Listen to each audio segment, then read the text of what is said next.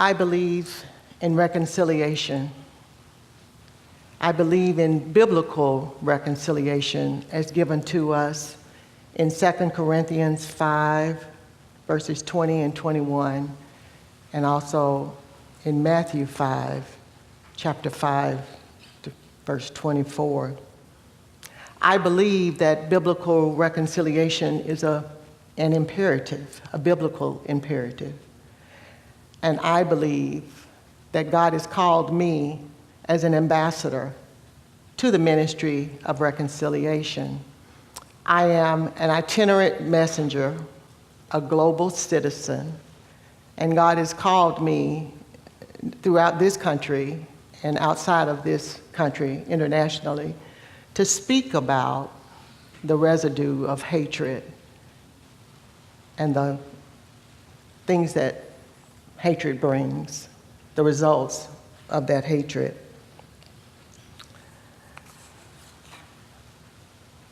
I am an ambassador as well for the city of Birmingham and our sister cities, a role that entails visiting those cities or when they visit us, speaking to them not only about the history of Birmingham and the call to reconciliation, but also visiting them and looking at situations that require the prayers of reconciliation.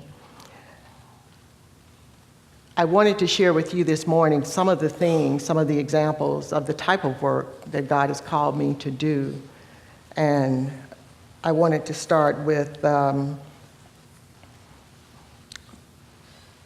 work that began actually in this state, not in this state, in this country.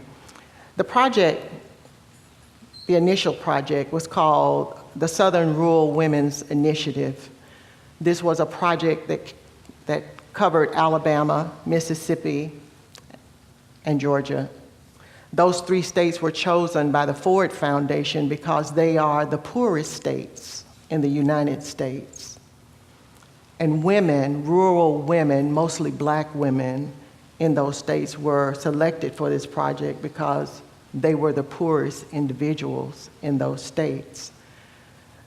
Not only did Ford call us to work with those women, Ford sent us to India to look at projects, other projects that they had done with women in an effort to lift women in particular, but to lift all people. But the study that Ford had done suggested that when we lift women, we have a better chance of lifting our children out of poverty. I wanted better things for my own children. Having grown up in Birmingham myself, I was happy to work in the ministry of reconciliation. I wanted a better tomorrow for them. I did not want them to experience the things that I experienced. And I will say that I'm deeply grieved today each time that I see media coverage of various things that are happening around our country. I had hoped and prayed most of my life after the bombing of the church that our country would reach a point, would reach a crossroad where we would understand that this indeed had been a Kairos moment, that we're still living in that moment, and that we had an opportunity to do so many more things. The Kairos moment, a moment of grace, a moment of opportunity, a moment of being very intentional about moving forward in the path that God has called you to. I also work in Birmingham for the Alabama Humanities Foundation and occasionally for the National Humanities. One of the things that resulted from the writing of this book was schools calling me from around the country. Those schools reported that when their children read the book, that they had less problems with bullying, that children became kinder, all types of things that were puzzling to me because I didn't mention bullying not one time in the book. I didn't mention the types of problems that young people have in secondary education, in early college years. What I did mention was the tremendous pain that followed me for over 20 years after the bombing of the church. All of the girls that died were friends of mine. Cynthia Wesley's father was my grade school principal, grades 1 through 8. We visited back and forth at each other's home. We were telephone soulmates. Carol Robertson was an avid Girl Scout. She had earned every badge that the Girl Scouts give and was very focused and very dedicated and a good friend. Denise McNair's father was my 9th grade diversified education instructor. He was also the only black photographer in town when I was growing up. So if we needed a school photo, if we needed any type of photo, we had to go to Denise's dad. I mention these things just to show that we were all relegated to legally segregated neighborhoods. And so we knew everybody in those neighborhoods, whether they worked in the field or whether they were president of some organization of color. Whatever their role in life, we were all working together for the betterment of the community.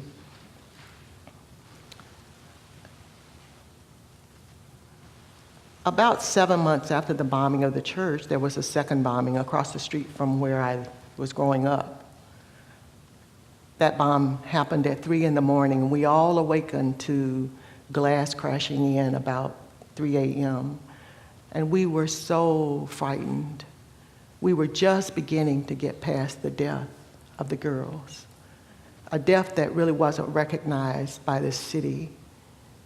There were no letters of regret to the parents, no letters of sympathy. The city was silent. They watched, but they were silent. And so after this was my second bomb, but at the time, bombing was a way of life. There were over 80 unsolved bombings, and this was the only one that ever went to trial. My goal became, after living through many of these things and struggling with over 20 years of depression, something we call today depression, didn't have a name then. People just thought you were different. Not trauma, not PTSD, just thought you were different. But my goal became to do my part, to do whatever God called me to do, to make a better world, to leave a better world, not only for my children, but for children around the world. When the shooting happened in Aurora, Colorado, I received a call to come, and at the Natural History Museum of Colorado, met with Vincent Harding, one of King's speechwriters, and several of the local residents there. One who had been saved from the shooting in the theater by a student who jumped in front of the shooter, and he joined us as well, wounded, but joined us as well.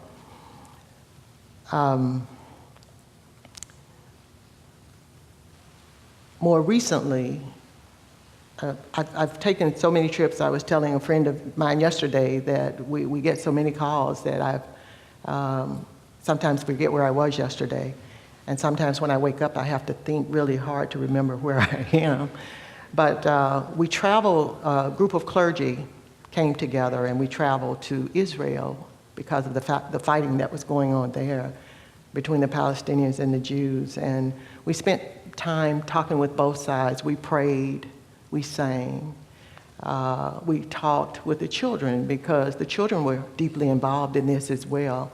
Many of the children's parents had been killed, arrested, and so forth.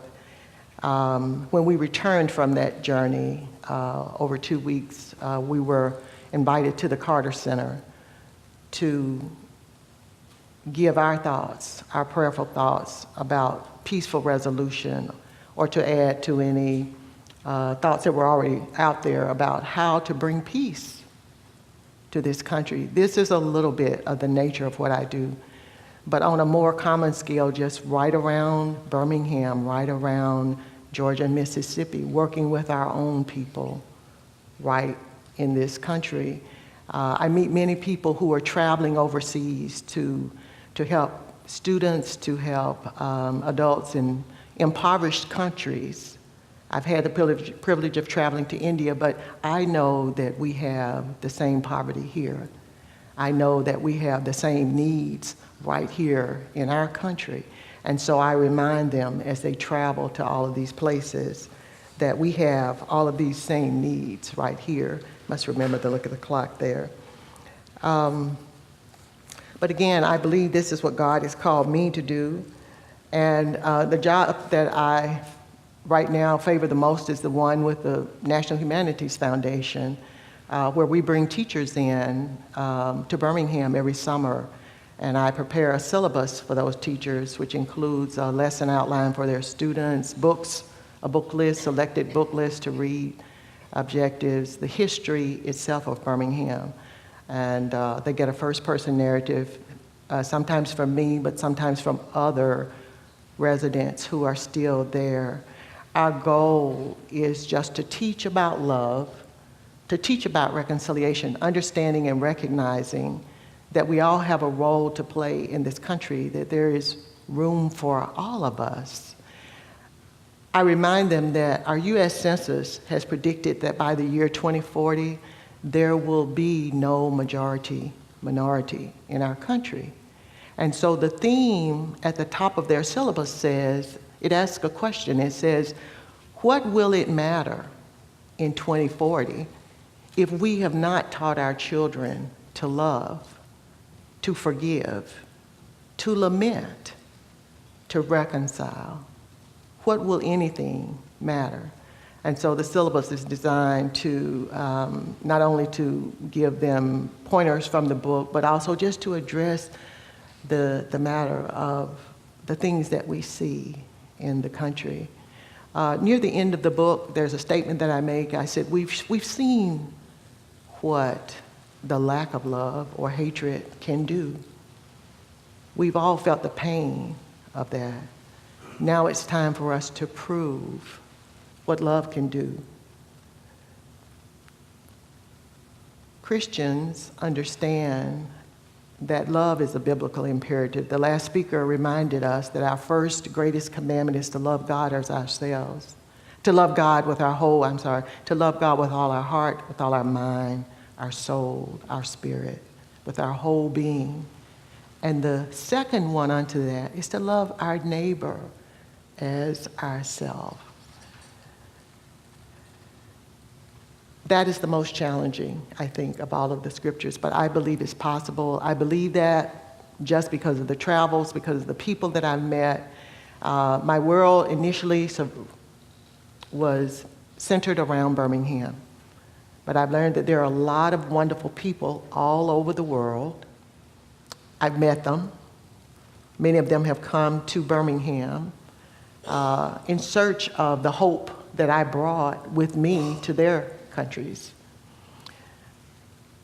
The final thing I would say to you, one of my trips, I traveled to Dublin, Ireland, and I had the privilege of living with Benedictine monks for a brief period of time, a place called Glenstall Abbey. And the teaching that I remember most from those monks was this, that they believe, and we all believe as Christians, that all men are created in the image of God.